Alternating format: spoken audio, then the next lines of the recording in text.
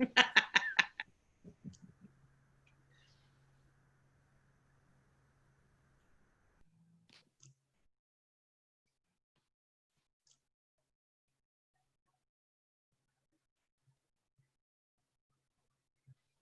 right, we're going to give it maybe one more minute. Okay. Do we have any idea how many hits we're going to get? How many people might be attending? Down at the bottom on participants, you can see a number. Oh, I see that already. Yes. But that does not count anybody coming in through Facebook or Instagram, I think, too. No.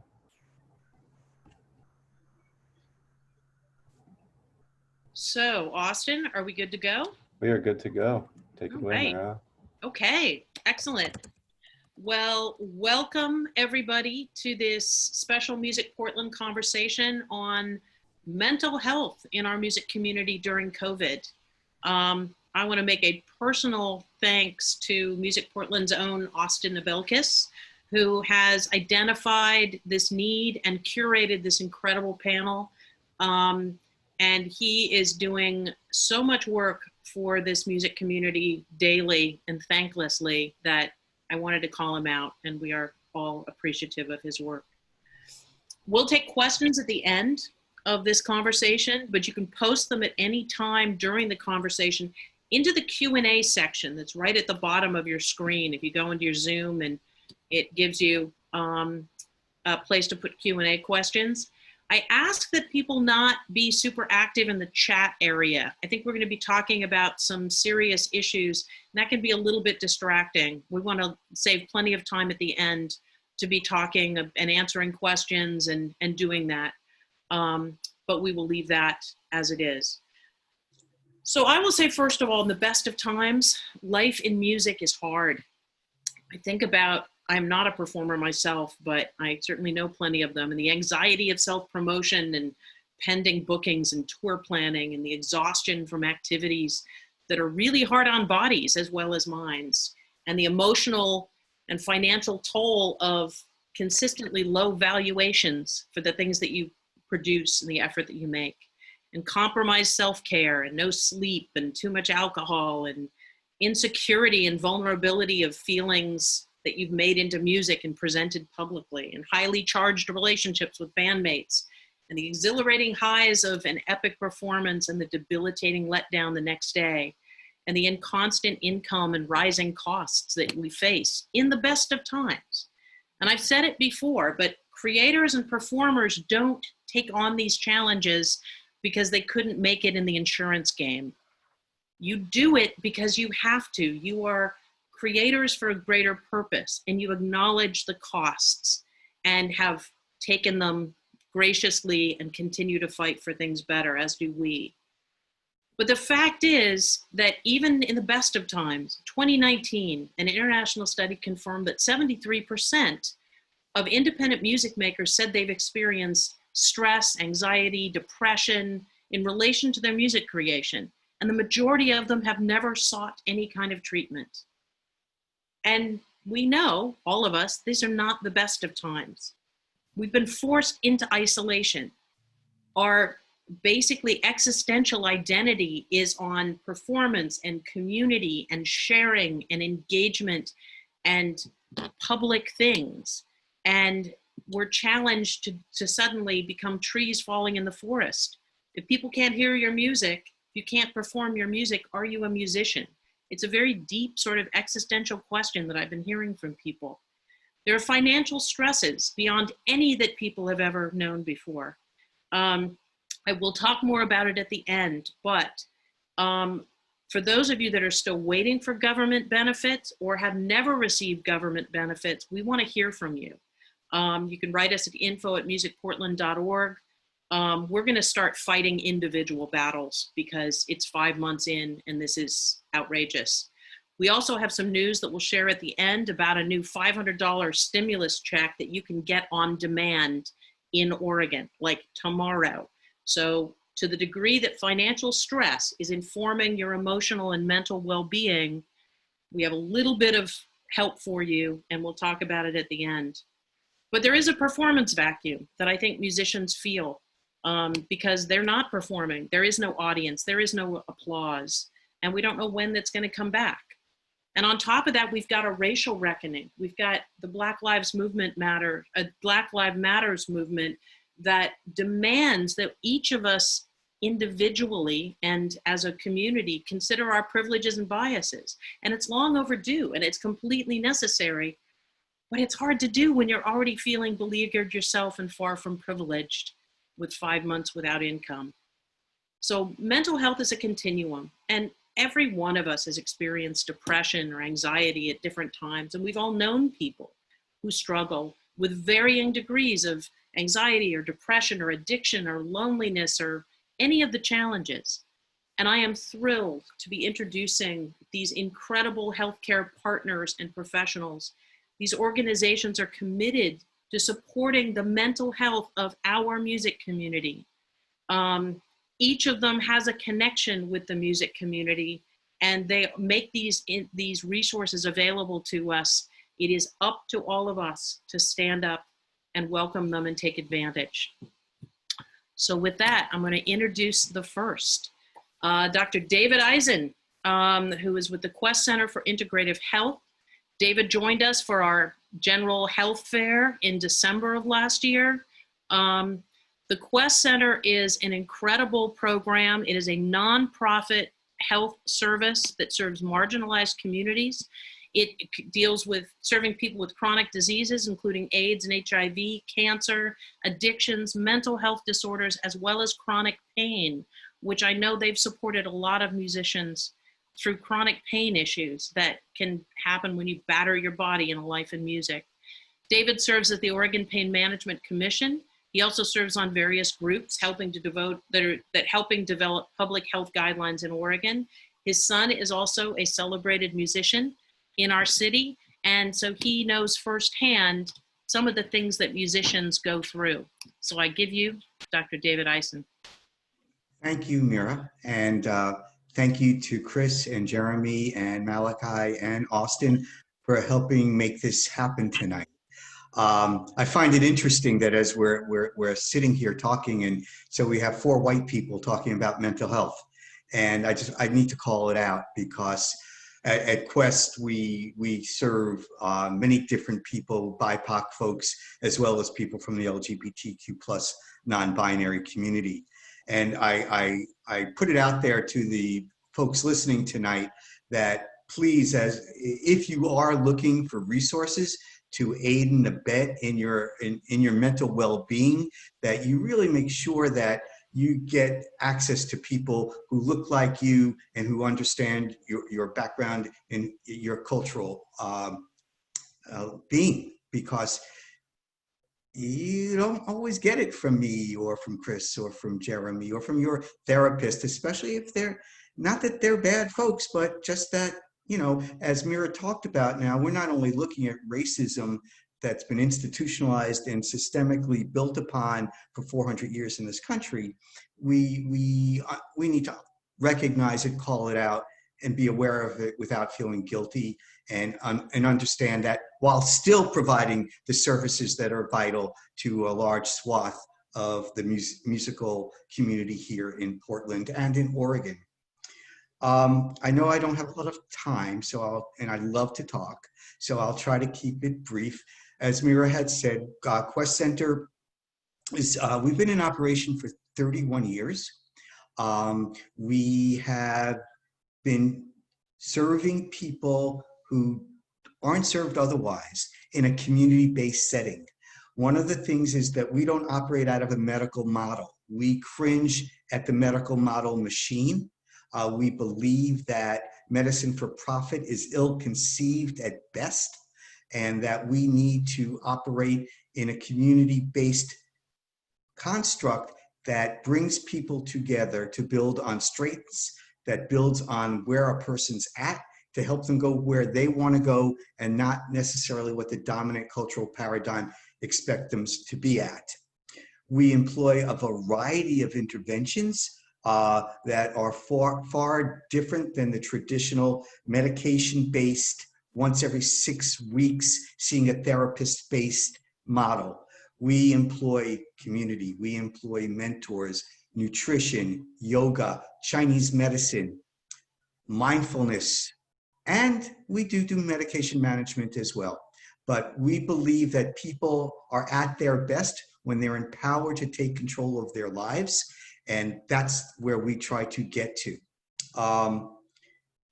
Nobody is turned away for inability to pay. 88% of the folks we see are on the Oregon Health Plan or on Medicare, but we will take commercial insurance. However, in this state with the Oregon Health Plan, behavioral health, at least at Quest Center, pays for all of the things I just mentioned, and nothing comes out of pocket for the individual seeking care there. How am I at with time here? I don't want to be a time hog.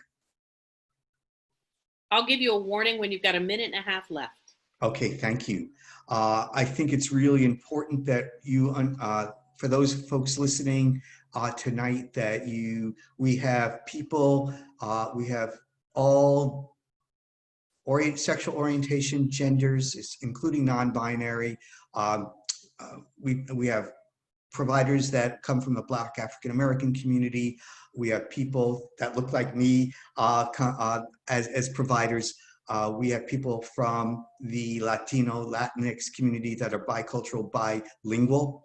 And we hope that we can, if we can't provide the services that you need, we can make the proper referral to get you to where you need to go. There's more than enough of us around. As Mira said before, my son and a lot of his community are musicians here in Portland. We're quite proud to be intimately involved, not only familiarly, but community-based. Yes, thank you. Just check out Quest Center for Integrative Health. It's a great website. And we pride ourselves on being able to meet people where they're at and to meet their needs. I think I'll stop right there and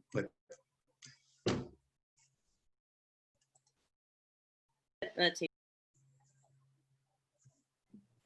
You're on mute, Mira. Unmute. There we go. Yeah, so Quest, I've been to this facility. They have, in times when we can come back together, they have communal kitchens. I love the idea that this organization is committed to the idea of human connection as part of healing and well-being. And you feel it from the minute you walk in there. And I am honored to have them as part of our music community. So I really hope that people will take the time, go and see them, talk to them about mental health or any kind of health needs that you have. They're doing phenomenal work. And right now, we're employing a hybrid of telemedicine and on-site care. So whatever meets your need, we're there to do it. We are an essential clinic. We are safe. We have PPE out the wazoo. If you don't have a mask, we've got it for you. And we have micron HEPA filters and screening and social distancing that hopefully you'll feel very safe in. And I'm sure Chris will talk about this. We have mentors in all of our programs. We have people in lived experience being essential, foundational people that will help in whatever care you're looking at. We have HIV positive people mentors. We have people with lived experience with substance abuse, mental health disorders, struggling with mental wellness issues. We have people struggling with chronic pain. We have people who are coming out of the criminal justice system that have that lived experience. We very strongly believe in mentors and how they become a vital part of the team. You see, I talked more and I said I wouldn't. So No, I love it. And the thing to understand too is that if there are some music people that feel pretty steady in this moment and comfortable talking with things, I would encourage them to contact David and see if there isn't a way for them to participate in a supportive capacity, get involved in community health and in keeping us all well. you have experiences that matter. I'm going to jump in, although I could listen to David talk all day. Let's go now. We're going to go to Chris Bonoff, who is Executive Director of NAMI in Oregon. He oversees the NAMI's statewide public policy and advocacy efforts among his other duties. So NAMI is based in the counties. There's NAMI Multnomah, NAMI Clackamas, NAMI Washington County. I think that would cover most of our community. But NAMI has been campaigning successfully to win mental health and addiction coverage in insurance in the 2005 Oregon legislature. He's got a career in communications and marketing, and he really understands the role that NAMI plays, which is significant in our community, providing free mental health group resources on a variety of issues. And I'll let Chris talk about it, but NAMI is a real treasure in our community. Yeah, thanks, Mira. So I'm going to spend just a couple of minutes talking about what NAMI is and what we do and how we can be of help, and then set some context as to what we're all going through. So you opened by talking about more about the specifics of what musicians in particular who play live are enduring and encountering, and whether it's reassuring or not, we're all going through that. So it's not as if we're suffering in isolation. This really is a community-wide impact, and hopefully adding some context to that and talking about some things that people can do around wellness, short of trying to avail themselves of a treatment system that really is non-existent, as we try to really endure what is turning out to be a marathon.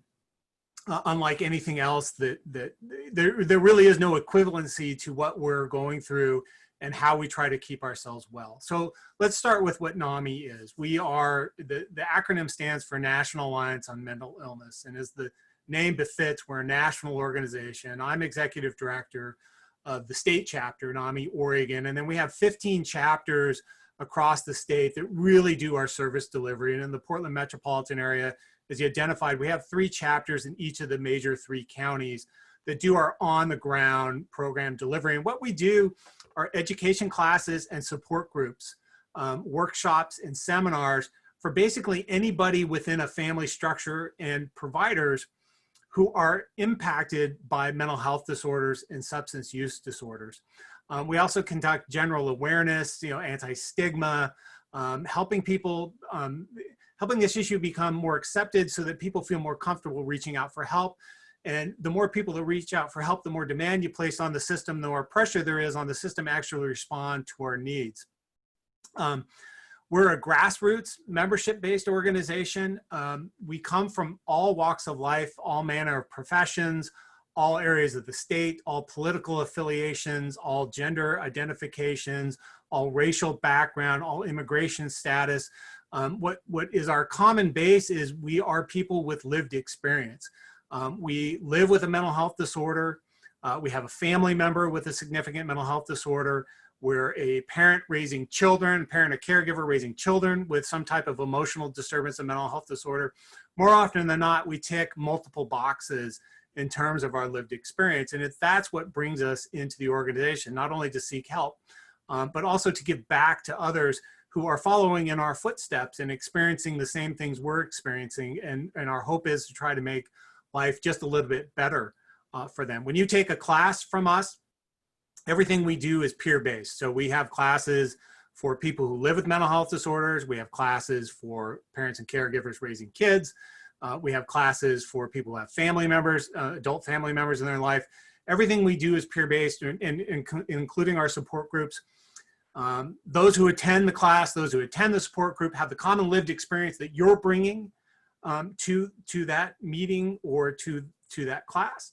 And it's led by trained facilitators or trained teachers with lived experience. Now, for example, I live with a mental health disorder, but I teach a class called NAMI Basics, which is for parents and caregivers. To qualify to teach that class, I have to have raised a child who had onset of symptoms prior to age 13.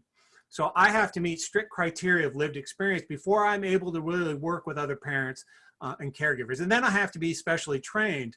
It's not enough to have lived experience to lead people through a 6-week class about how do I parent better? How do I advocate in schools for my kids? And we do that across the board with our lived experience. In addition to our classes and support groups, at my office and all of our chapters run resource helplines. So we take, just at my office alone, about 2,000 phone calls and emails a year.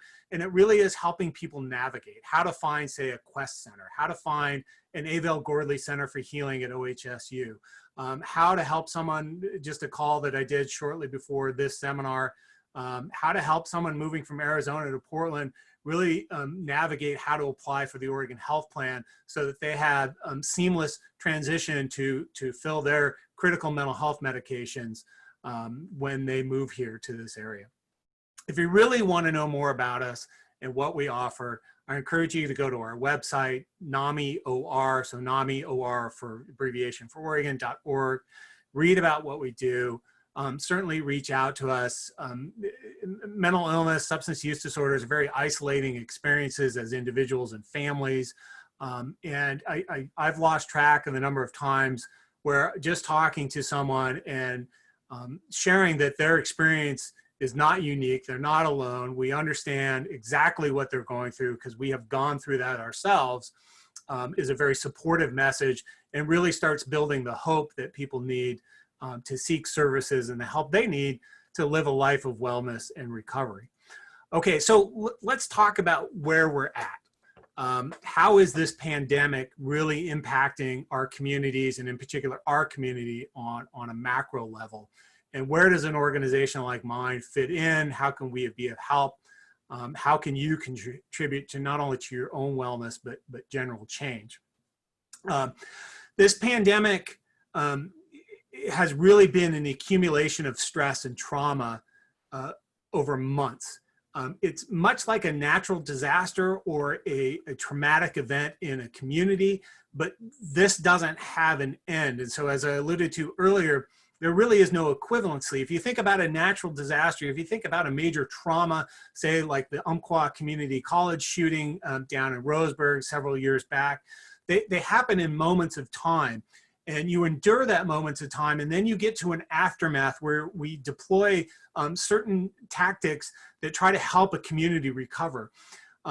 We all thought going into this, in a matter of weeks or months, we were going to be in that aftermath, and we are not. And so we as individuals, we as family structures, we as communities are suffering an accumulation of the trauma that will have profound impacts. Not only are they having impacts now, but they will be having impacts well into the future and well after the pandemic subsides. We are seeing the impacts. Initially when the pandemic hit, you really saw people with behavioral health needs withdraw. So we were all scared to death, for example, to go to the emergency room in a crisis. Rather, we sat in isolation and problems really got worse. But more recently, you're seeing emergency rooms getting hammered again. So you're seeing a lot of mental illness, mental health disorders and crisis, people who have become more acute just because they've gone without help or reaching out. More so than on the mental health disorder side, substance use disorders are really exploding. So when you call around, when I call around, and I do that, spend a lot of time talking to the various hospital systems around the state about what's going on, you're seeing substance use disorders really exploding into full-blown crises that require an emergency room response. You're also finally seeing a real increase in the use of crisis hotlines. So suicide prevention hotlines, what we term kind of crisis warm lines, where I'm really feeling agitated. I may not be at the point where I feel like I want to commit harm to myself, but I really need help. I need to reach out. I need someone to reach out. So you're seeing a real big uptick in that level. The best forecasts we have really are projecting into fall, late fall, early winter, where we will see this wave of demand crest. And it will be such a tsunami of demand that we have a system that cannot respond. Even under normal circumstances, we have a system that's terrible. people don't get help. People don't reach out for help. When they do reach out for help, it's really not there for them. And we're about to face a circumstance where there just aren't enough providers out there. There are not enough clinicians to help people when they need their help. So that raises the question, well, okay, so if we have a system that under normal circumstances really doesn't work, what happens when circumstances aren't normal and we're about to flood a system that can't respond?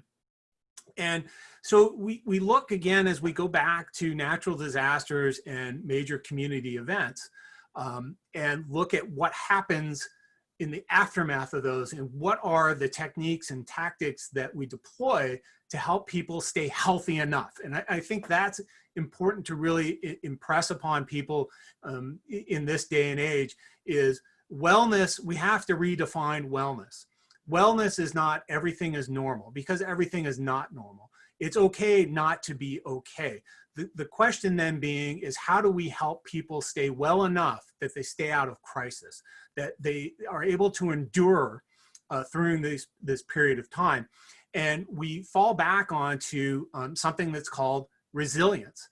Resilience, if you think about this in layperson's terms, and the analogy I like to use is with military deployments. Why is it that some people can be on multiple deployments to Iraq and Afghanistan, and they return and really are able to bounce back for that? They may not be okay, but they're able to bounce back. But others come back and they are profoundly impacted, and it really has impacts on their lives.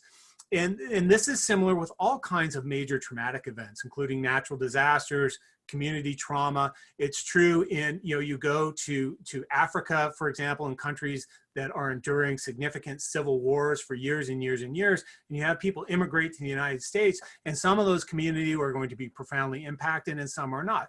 And it really comes down to what we term resilience. And I'll describe resilience in a moment. The one thing I want to impress upon as I use that term, some people have the innate ability to bounce back. They have the ability to absorb the body blows, so to speak, and come out of it doing well enough. And that may be innate in their character. But here's the thing about resilience. We know it can be taught. So even if you have no clue what resilience is, even if you feel like, you are being beaten down by what we're all enduring, this accumulation of anxiety and stress, you can learn these techniques.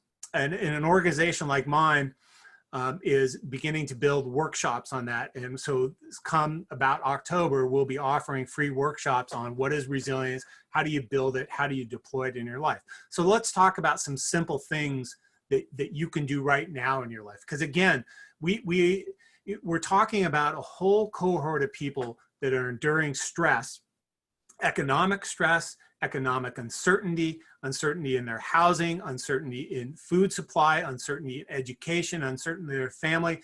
And you have a whole cohort of people who will be coming forward or already are coming forward with symptoms of depression and anxiety and other impacts, who under normal circumstances would never have presented with symptoms. So there's these external factors outside of our control that are really impacting us as a community. Okay.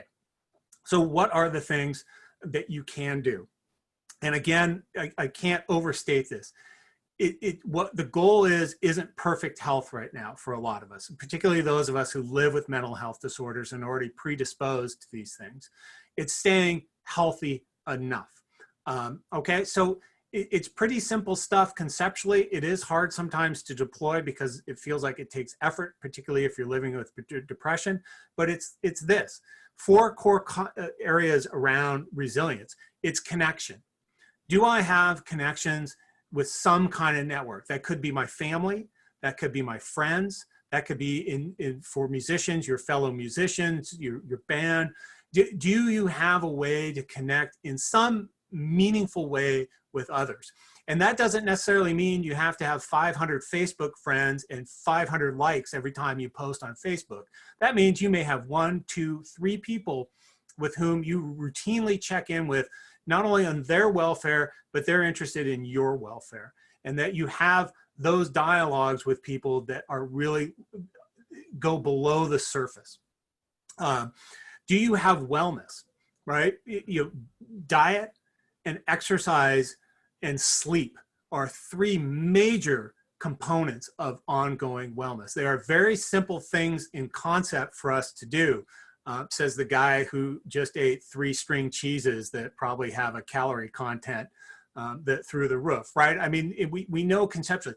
Exercise, no, it doesn't necessarily need to be an hour at the gym every day, wearing the mask because that's what's required. Can you get outdoors? Can you take 10 minutes and release some of that tension going on and take a walk around your neighborhood? Aerobic exercise is great, but just actually physically getting up and moving your body. And I'll give you an example.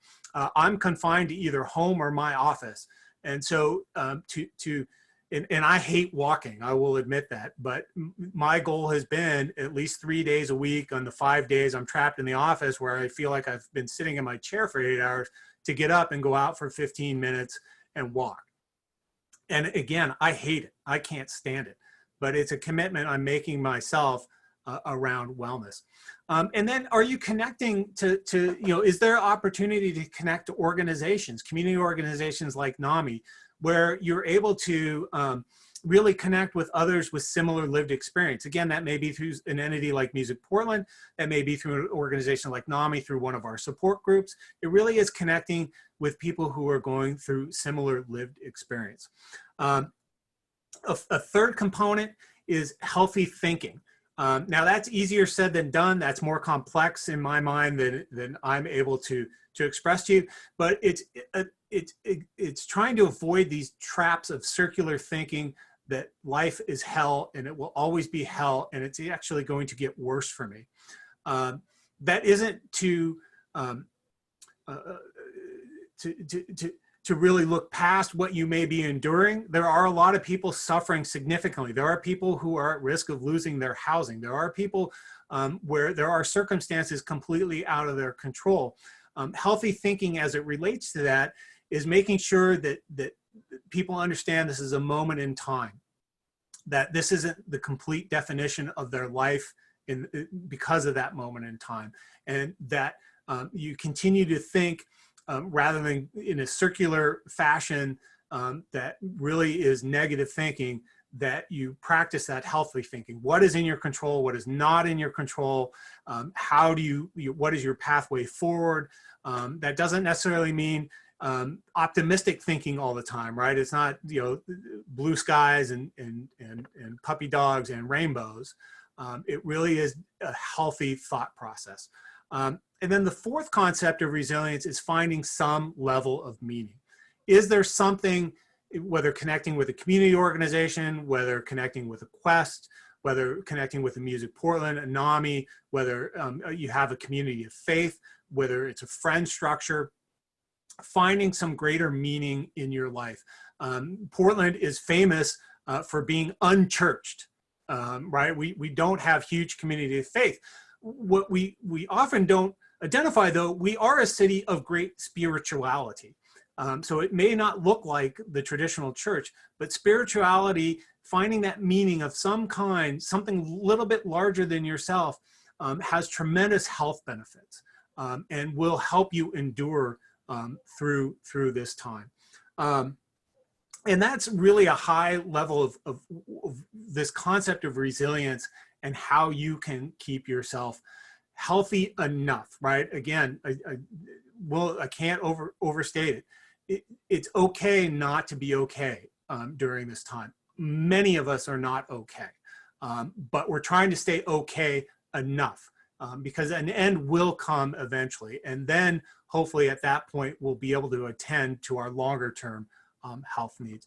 And lastly, what can we do as a community, a little bit larger than ourselves? And I think what that is in particular, it is connecting with larger movements like Black Lives Matter, really understanding the racial injustice, the marginalized populations. It is, if you live with a mental health disorder, it really is awareness and fighting stigma.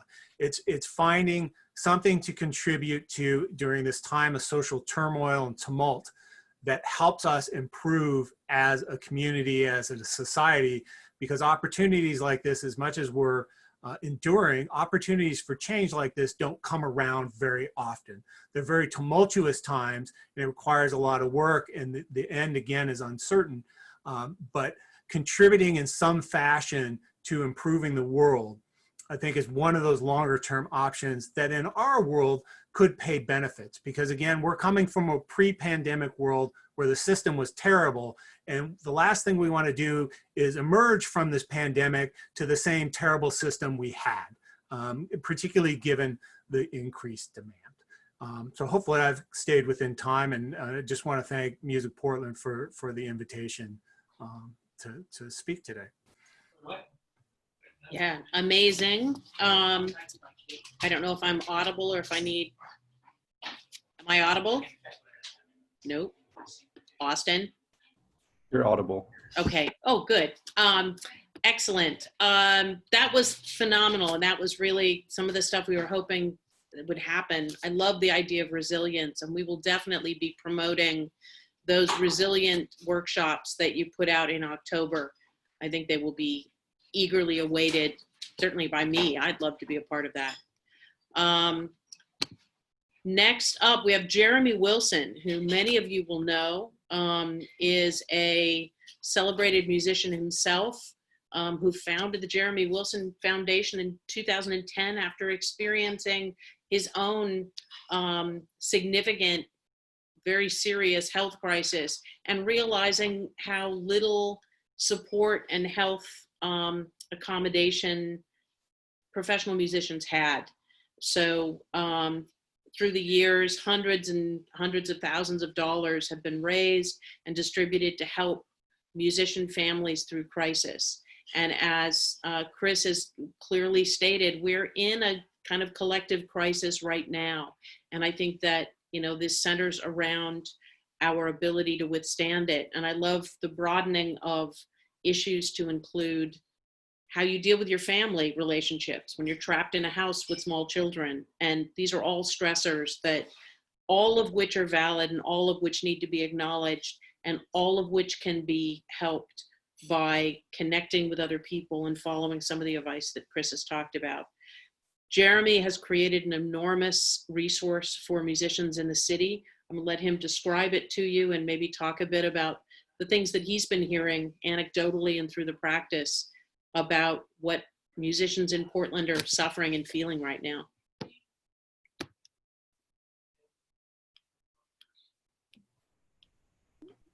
Oh, wait a minute. Did I do the wrong introduction? Oh, no, I'm here. No, hi, everybody. I just want to say thank you, Mira, for putting this together, and Austin for reaching out and putting this together. And David Eisen, thank you for talking about the inclusiveness of and the diversity of our community.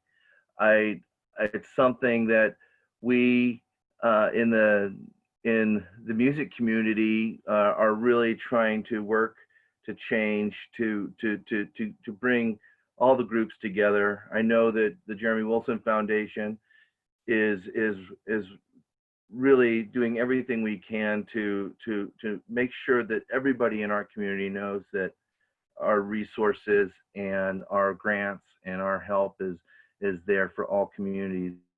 And Chris, I can't thank you enough for kind of going down a very comprehensive list of kind of that understanding that we are not alone in the experience of what we're going through. This is true. I mean, this isn't just citywide. This isn't just statewide or nationally wide. This is worldwide.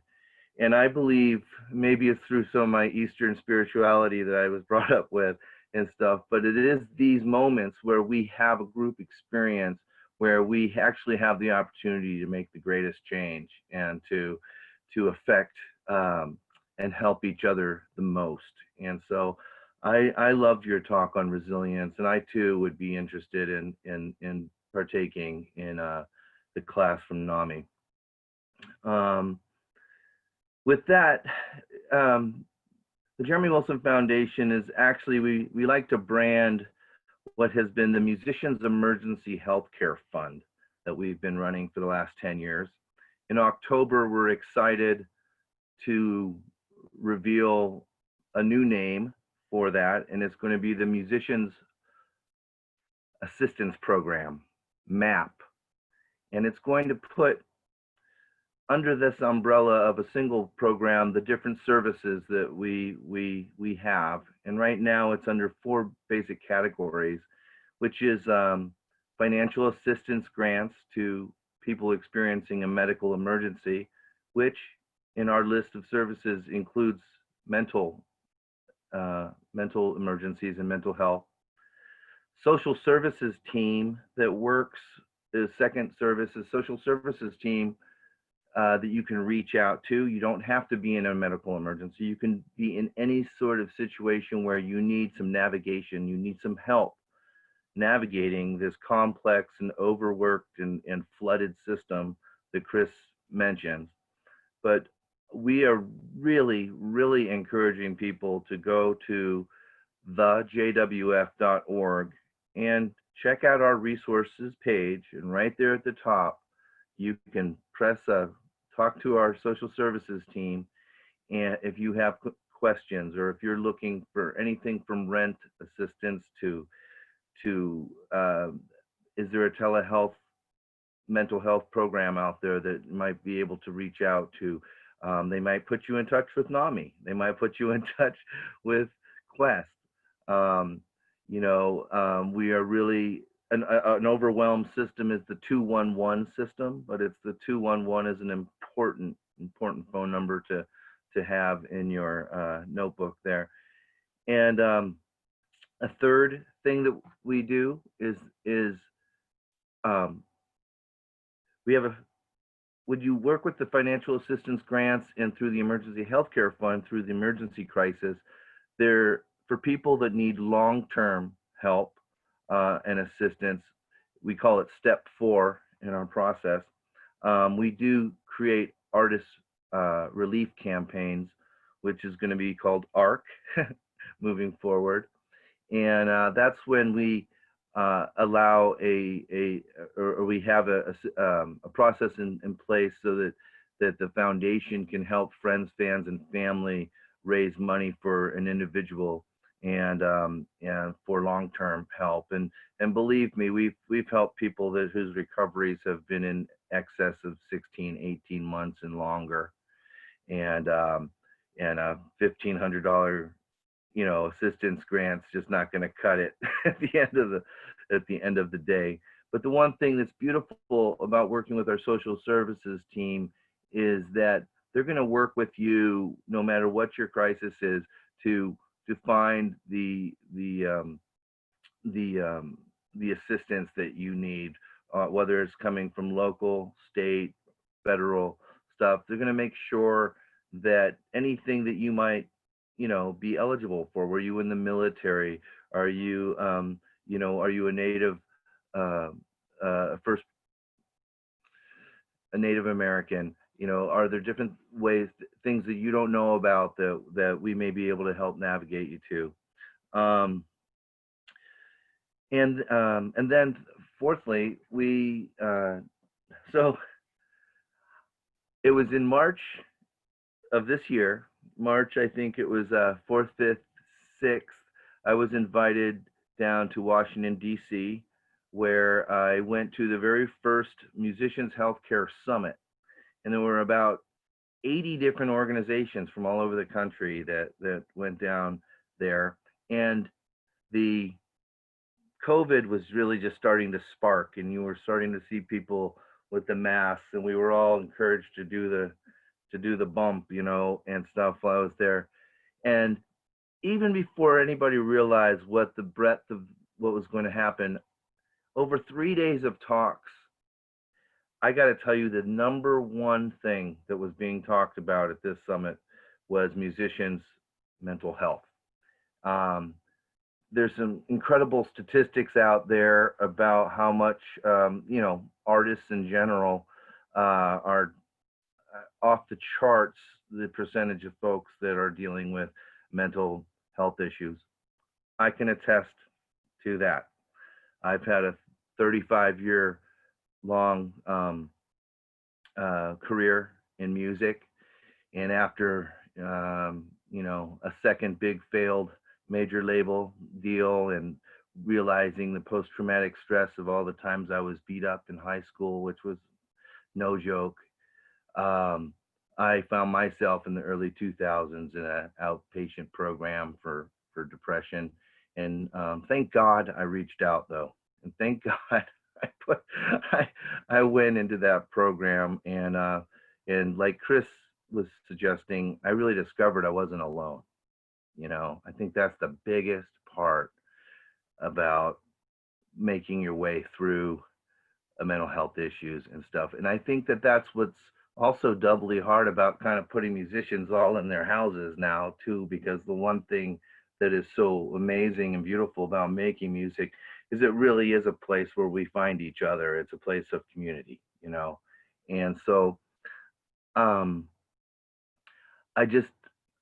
know that. So then we get back from this conference, and all of a sudden we're in shutdown, and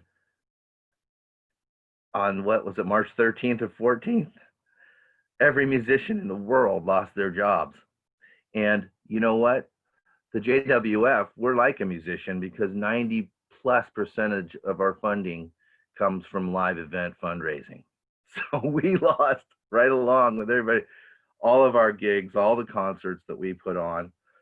But I got to tell you, we then got Mira was there, she knows, we got a tidal wave of people worried and not knowing what they're going to do, because as many of you know, and or experience, musicians are independent contractors and historically don't have any kind of real safety nets there for unemployment and things. But anyway, this beautiful community came together in a short period of time, and we were able to raise about $60,000, and to date we've given out about $53,000 of it to 106 different musicians in these $500 kind of gap funding that really worked. It did get a lot of people to the next place they needed to be and stuff. But that's part of our fourth service that we are doing now, is what we're calling targeted campaigns in the future. And even now we may do another round of funding for the COVID specific stuff. But the pandemic has had a huge impact on changes here at the foundation. We're a very small organization. We are truly a DIY community organization, but we are working. We're on the side of musicians and the musicians industry workers, and we really encourage you to reach out and use our services. And I just got to say, I'm so touched by everything that Chris said, and I wrote down some notes, which I won't try to look at now. But I think the one thing that has really helped my own mental stability through all of this is actually having something a little bit bigger than myself to work on. And so whether it's reaching out to Quest or to NAMI or to Music Portland or to the JWF, there is a lot of benefit, even through all the stress, the financial stress and the depression. There is a lot of benefits you can get from reaching out and volunteering, whether it's at a food bank, whether it's helping to deliver food to elderly people in the neighborhood. I can 100% guarantee you that there will be a little bit of an uptick, at least, in your sense of well-being, by kind of getting out of that cloud and realizing that you're actually not helpless. There are things that we can do. And so I am not I'm a social worker by proxy, but I'm not an official social worker. But I do know through experience that when you can get yourself out the door wearing your mask or online at one of these kind of talks and stuff, I think that it's really important to reach out. And I couldn't agree more. You do not need 500 likes on a Facebook site to feel important. You know, it's that one or two people that nucleus is what I call it. You know, utilize that nucleus and don't forget that you're loved. You know, and that so. Anyway, I'm going to hand it back over to Mira. I really hope you'll check out www. I guess you don't have to do that anymore. That ages me, but it's thejwf.org, and I certainly look forward to seeing you guys on the other side of this pandemic. Absolutely.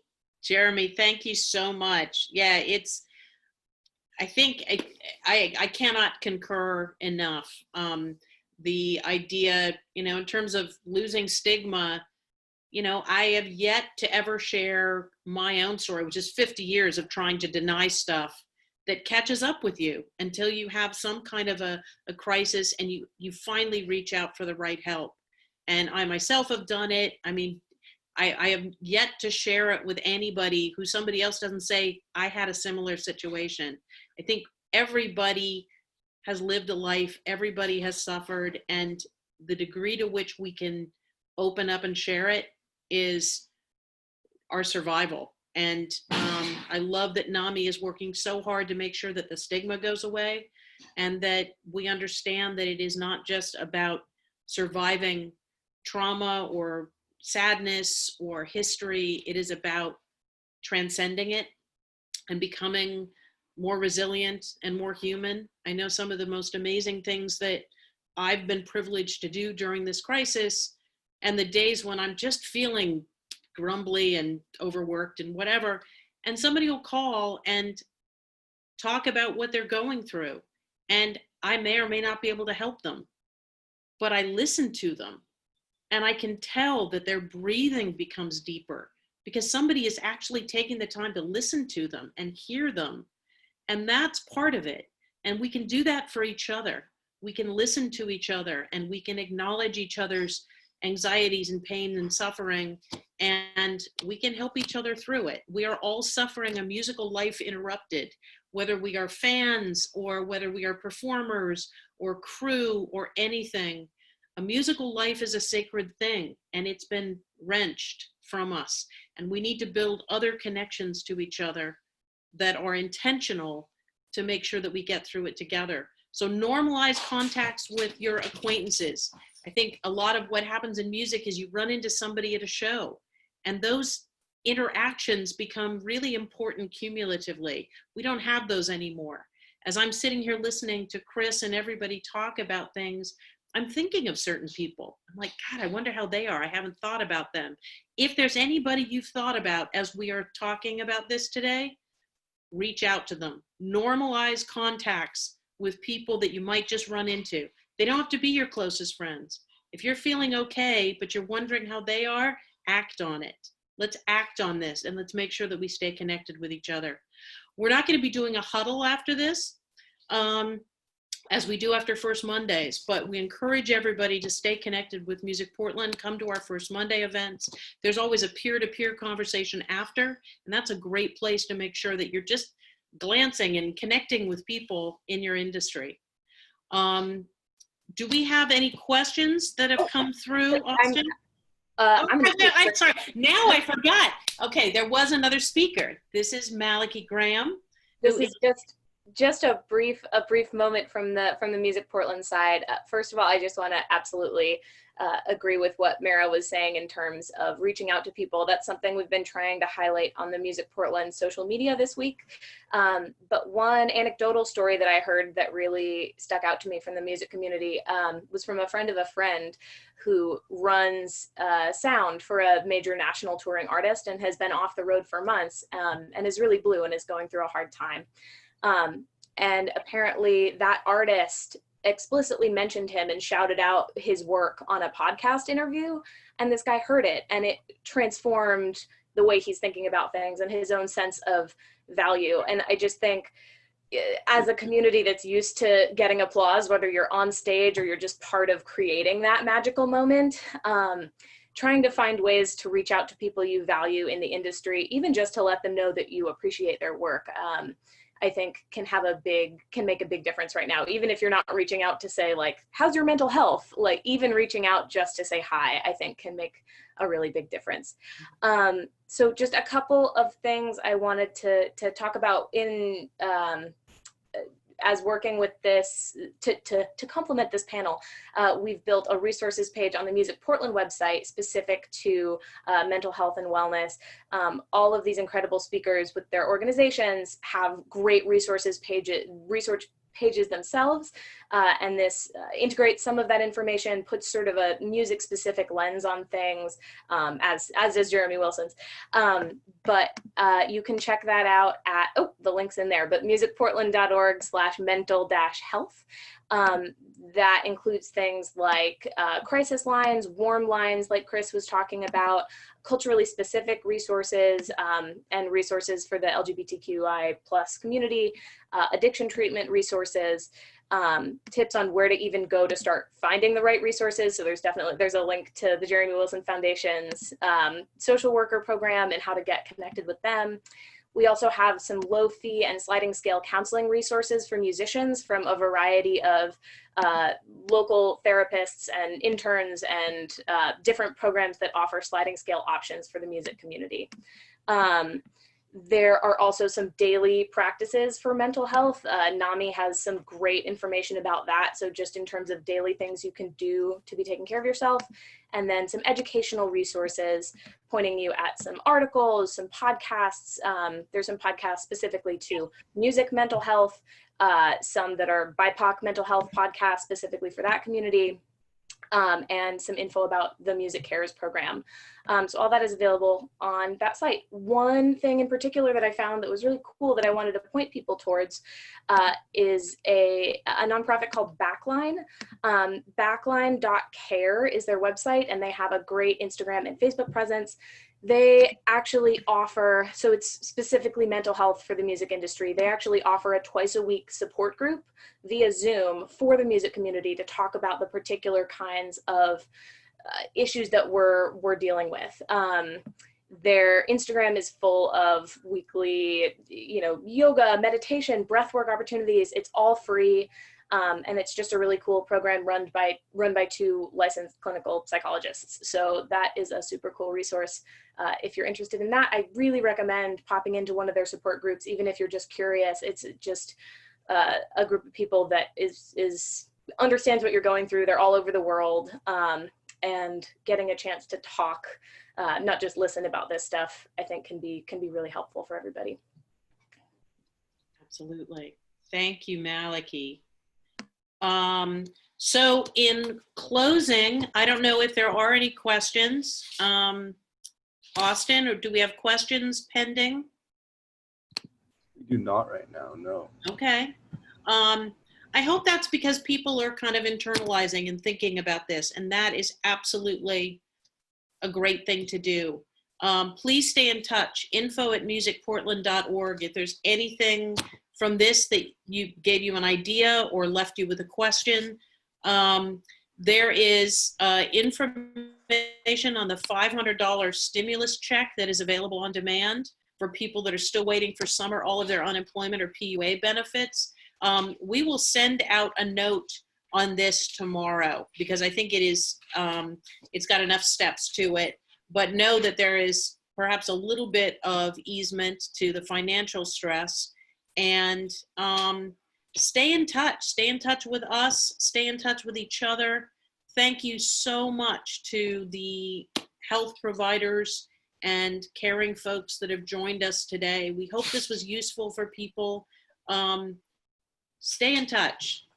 That's the main takeaway. You don't have to be okay to be okay. And we will let you know as these resources come through throughout the fall. So thank you, everyone. Be well, be safe, hug yourself, and let's get through this together. Thank you. Thank you.